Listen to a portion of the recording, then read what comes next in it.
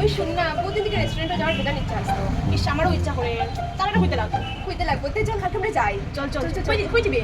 ভাবছি বিএফসি যেটা। আচ্ছা ঠিক আছে অরুণার বিষয়টা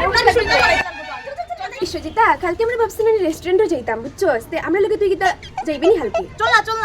না প্লিজ বুঝি দিয়া গেছি না তো চল আচ্ছা কোন রেস্টুরেন্ট যাইতে আমরা ভাবছি বিএফসি যেটা। আচ্ছা টাকা তো কম আছে 100 টাকার ভিতরে হইব নি পেট উঠবর নি হইব নি 100 টাকায় বিএসসি খাইয়া খাওয়াবা 100 টাকা ওই তুই তো কি টাকা নেবে ওই 100 টাকা 300 at least 200 দিবি ইসরা 100 টাকার উপর খরচ করার কোনো ইচ্ছা নাই তো কি দেখছেন বিয়ার মেনু কি রাখবো ওটা খাওয়া আগে খাওয়া একবার কম দামি জিনিস রাখবে এটা তুমি পুরা শিওর এর লাগে তোর বিয়ে দিতাম না বিয়া কিছু পেটও করতো না ফেটে পড়তো না মাইকু মাইশ বিয়ার মেনু কিটা রাখবে রে